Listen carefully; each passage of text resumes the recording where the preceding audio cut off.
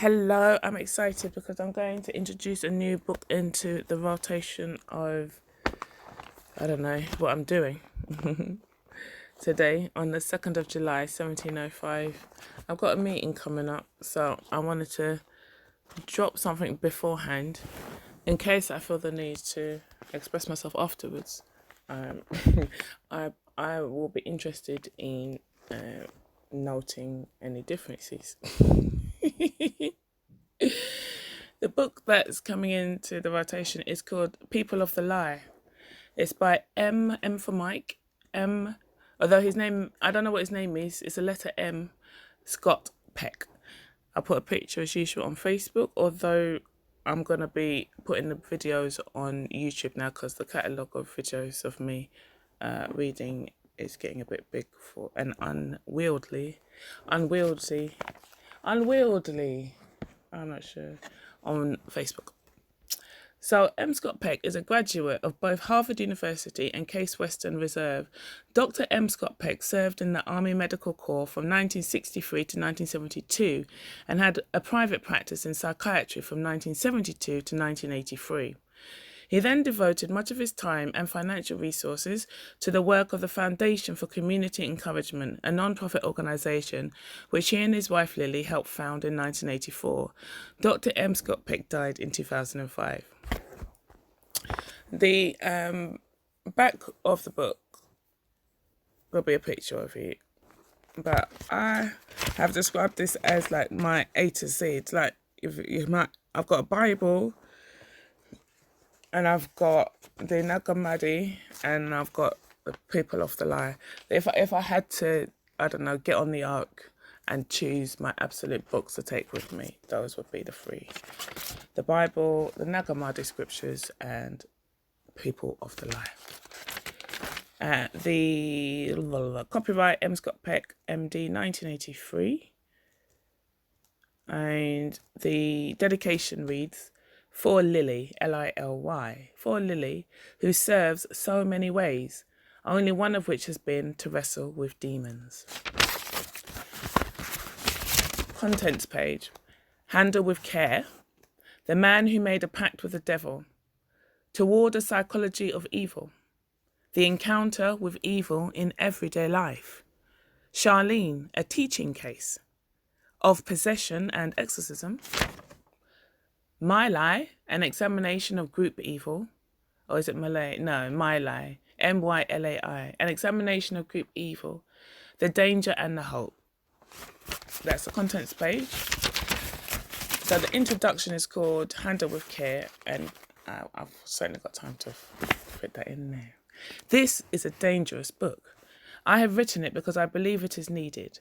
I believe its overall effect will be healing, but I have also written it with trepidation. It has potential for harm. It will cause some readers pain. Worse, some may misuse its information to harm others.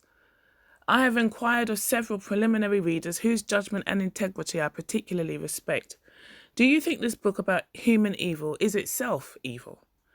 Their answer was no. One, however, added, "Some of us in the church have a saying that even the Virgin Mary can be used for sexual fantasy." While this crude but pithy response is realistic, I do not find it greatly reassuring. I apologise to my readers and to the public for the harm this book may cause, and I plead with you to handle it with care. One meaning of care is love. Be gentle and loving with yourself if you find what is written causing you pain, and please be gentle and loving with those neighbours you may come to understand as evil. Be careful, full of care.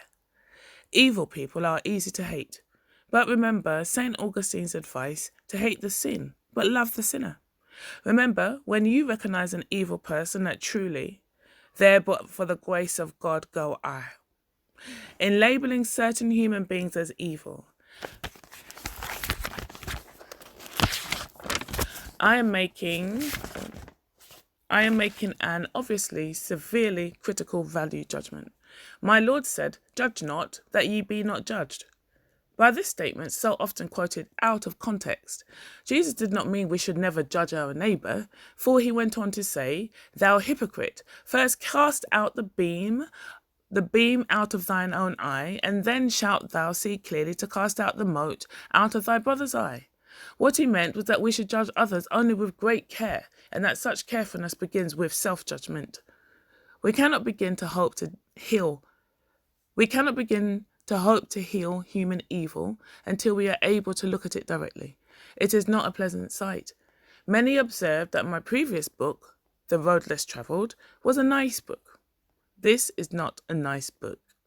It is about our dark side, and in a large part about the very darkest members of our human community, those I frankly judge to be evil. They are not nice people, but the judgments needs to be made. It is a principal thesis of this work that these specific people, as well as human evil in general, need to be studied scientifically, not in the abstract, not just philosophically, but scientifically. And to do that, we must be willing to make judgments. The dangers of such judgments will be elaborated at the beginning of the concluding section of the book. But I ask you for the present to bear in mind that such judgments cannot be made safely unless we begin by judging and healing ourselves. The battle to heal human evil always begins at home, and self-purification will always be our greatest weapon. Say it again. And self-purification will always be our greatest weapon. This book has been most difficult to write for many reasons. Preeminent among them is that it has always been a book in process. I have not learned about human evil. I am learning. In fact, I am just beginning to learn. One chapter is entitled Toward a Psychology of Evil, precisely because we do not yet have a body of scientific knowledge about evil sufficient to be dignified by calling it psychology.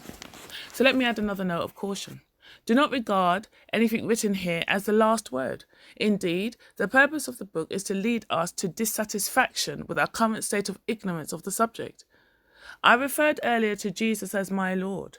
After many years of vague identification with Buddhist and Islamic mysticism, I ultimately made a firm Christian commitment, signified by my non-denominational baptism on the 9th of March 1980 at the age of 43, long after I had begun working on this book. In a manuscript, he sent me an author once apologized for his Christian bias. I make no such apology. I would hardly have committed myself to something I regarded as a bias, nor do I desire to disguise my Christian outlook. In fact, I couldn't. My commitment to Christianity is the most important thing in my life and is, I hope, pervasive and total. But I am concerned that this outlook will, when most apparent, unnecessarily bias some readers. So I ask you to be careful in this respect also. Great evil has been committed throughout the centuries and is still being committed by nominal Christians, often in the name of Christ. The visible Christian church is necessary, even saving, but obviously faulty, and I do apologise for its sins as well as my own. Crusades and inquisitions have nothing to do with Christ. War, torture and persecution have nothing to do with Christ. Arrogance and revenge have nothing to do with Christ. When he gave his one recorded sermon, the first words out of Jesus' mouth were, "Blessed are the poor in spirit," not the arrogant, and as he was dying, he asked that his murderers be forgiven. In a letter to her sister, St. Teresa of Lisieux wrote, "If you are willing to serenely bear the trial of being displeasing to yourself, then you will be for Jesus a pleasant place of shelter." To define a true Christian is a risky business. But if I had to, I can do that next. If I had to, my definition would be that a true Christian is anyone who is, for Jesus, a pleasant place of shelter. There are hundreds of thousands who go to Christian churches every Sunday who are not the least bit willing to be displeasing to themselves, serenely or otherwise, and who are not, therefore, for Jesus, a pleasant place of shelter. Conversely, there are millions of Hindus, Buddhists, Muslims, Jews, atheists and agnostics who are willing to bear that trial. There is nothing in this work that should offend the latter. Much may offend the former. I feel compelled to make another non-apology. Many readers are likely to be concerned about my use of masculine pronouns in relation to God. I think I both understand and appreciate their concern. It is a matter to which I have given much thought. I have generally been a strong supporter of the women's movement and action that is reasonable to combat sexist language. But first of all, God is not neuter. He is exploding with life and love, even sexuality of a sort.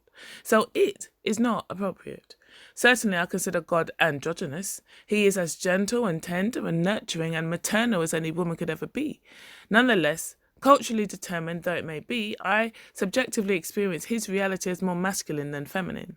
While he nurtures us, he also desires to penetrate us, and while we more often than not flee from his love like a reluctant virgin, he chases after us with a vigour in the hunt that we most typically associate with males. As C.S. Lewis put it, in relation to God, we are all female. Note on that is That Hideous Strength, Macmillan paperback. As C.S. Lewis put it, in relation to God, we are all female. Moreover, whatever our gender or conscious theology, it is our duty, our obligation, in response to his love, to attempt to give birth, like Mary, to Christ in ourselves and in others. I shall, however, break with tradition and use a neuter for Satan. While I know Satan to be lustful to penetrate us, I have not in the least experienced this desire as sexual or creative, only hateful and destructive. It is hard to determine the sex of a snake. I have made multiple alterations of detail in every one of the many case histories given in this book. The cornerstones of both psychotherapy and science are honesty and accuracy. Nonetheless, values often compete, and the preservation of confidentiality takes precedence in this book over the full or accurate disclosure of irrelevant detail. The purist, therefore, may distrust my data. On the other hand, if you think you recognise one of my specific patients in this book, you will be wrong. You will, however, probably recognise many people who conform to the personality patterns I will describe. That will be because the many alterations of case history details have not, in my judgment, significantly distorted the reality of the human dynamics involved. And this book has been written because of the commonality of such dynamics, as well as their need to be more clearly perceived and understood by us human beings. The length of the list of people to be thanked for their support of this work makes such listing impractical, but the following deserve special mention. My faithful secretary, Anne Pratt, who without benefit of word processor, cooperatively typed the seemingly endless manuscript versions and revisions over the course of 5 years. My children, Belinda, Julia and Christopher, who have suffered from their father's workaholism. Those of my colleagues who have affirmed me through their courage to also face the terrible reality of human evil, particularly my wife Lily, to whom this work is dedicated, and my dear atheist friend Richard Sloane. My editor, Erwin Gleix, who encouraged me so greatly by his belief in the need for the book. All the brave patients who have submitted to my fumbling ministrations and have thereby been my teachers. And finally, 2 great modern students of human evil and mentors for me, Eric Fromm and Malachi Martin. Interesting. So that's the end of the introduction. I will come back after my meeting and read the first chapter. So thanks for listening.